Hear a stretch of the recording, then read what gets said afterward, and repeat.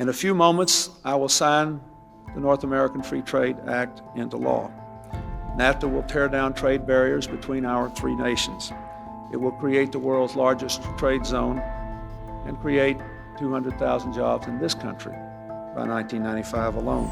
This agreement exchanges membership rights for China in the WTO for economic opportunities for America in China, for American businesses and American workers. The agreement we're announcing today includes several important improvements and achieves what I believe trade deals must do. It's a win-win for both our countries. This deal is a win for American workers, for our farmers and ranchers. It will increase exports of American agricultural products.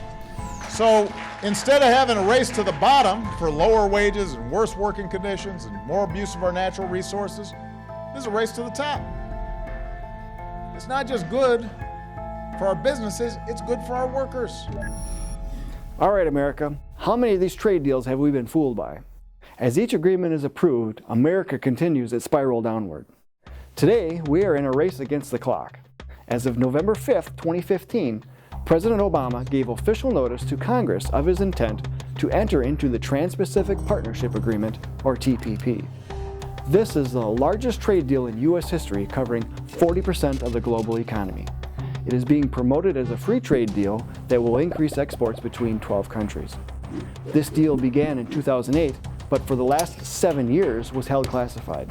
That means only members of Congress and staffers with security clearance were able to access it behind locked doors.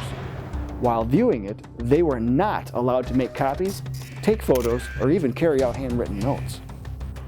Now that it has been made public, a major selling point is the impact it will have on jobs, food, the environment, and much more.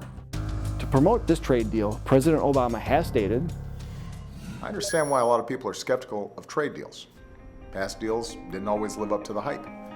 That's why, when I took office, we started thinking about how to revamp trade in a way that actually works for American workers. And that's what we've done, with a new trade partnership we're negotiating in the Asia Pacific, home to the world's fastest growing markets. It's the highest standard trade agreement in history. It's got strong provisions for workers and the environment. Provisions that, unlike in past agreements, are actually enforceable. If you want in, you have to meet these standards. If you don't, then you're out. Once you're a part of this partnership, if you violate your responsibilities, there are actual consequences. And because it would include Canada and Mexico, it fixes a lot of what was wrong with NAFTA too. we constantly hear this partnership has stronger standards and consequences.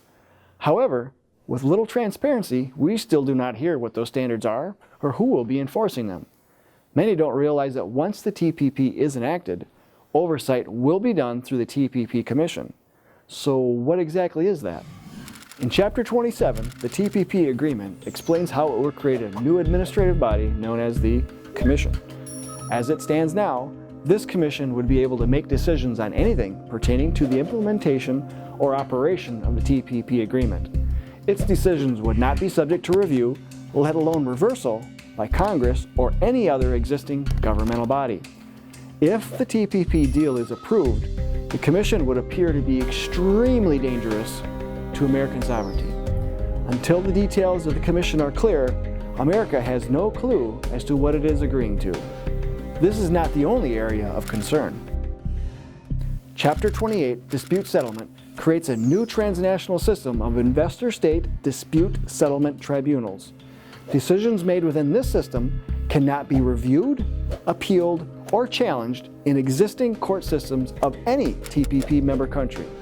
That means if we approve the TPP, these new tribunals would take precedence over our court system and any other national court system. The other alarming section is Chapter 9, Investment. According to a leading trade agreement watchdog group, this chapter would elevate individual foreign corporations to equal status with the 12 sovereign governments signing the deal. It would empower foreign firms to privately enforce new foreign investor rights set forth in the pact by directly suing signatory governments in extrajudicial tribunals. Simply put, firms would be able to sue governments in transnational courts to obtain taxpayer compensation for loss of expected future profits. Imagine how this would benefit certain industries. If these sections aren't scary enough, ask yourself, how can this trade deal truly change the tide for America if the 11 other countries involved are being sold on the same thing? Also, how can this deal be a win-win for everyone? Within every multilateral trade deal, there will always be one or more countries that will lose market share or not be able to compete with cheaper labor. So where do you think America fits into all of this? Better yet, how many congressmen do you think are reading the 5,000 plus pages of government-managed trade regulations and asking the tough questions? For instance, if one of the selling points of the TPP is to supposedly block China, why do the negotiators all state they want China included as a full partner eventually? And why do all proposals for future Asian economic integration include China? With the many uncertainties in this partnership, congressmen should have no problem voting no to this deal. But will they? As of February 4th, 2016, United States Trade Representative Michael Froman signed the Trans-Pacific Partnership on behalf of our nation. If Republican leadership in Congress agrees to help pass it, we can expect a huge push this spring or summer for Congress to vote up or down on the TPP. However, some Republican leaders are saying that the TPP will not be voted on until the lame duck session after the November 2016 elections. Now remember, by a very slim margin, Congress did grant the President Trade Promotion Authority in 2015. This guarantees an up or down vote on the TPP with no amendments being added to it.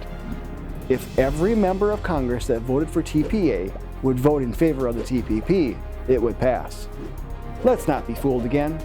This is in no way a done deal. We can still stop this. Every congressman's vote will matter in the approval or rejection of the Trans-Pacific Partnership. We need to convince enough members of Congress that what is in the TPP is not in the best interests of American citizens. We need to hold them accountable by letting them know that we expect them to protect the interests of their constituents by voting down this deal. This can be done. Talk to members of Congress. Take action by calling on your representatives and senators to hold congressional hearings about the contents of the TPP. Then insist that they reject the TPP when it comes up for vote. Remember, this vote can happen anytime in 2016, from as early as May to as late as November, after the 2016 elections. As a concerned American, let your voice be heard. With your help, we can still stop the TPP.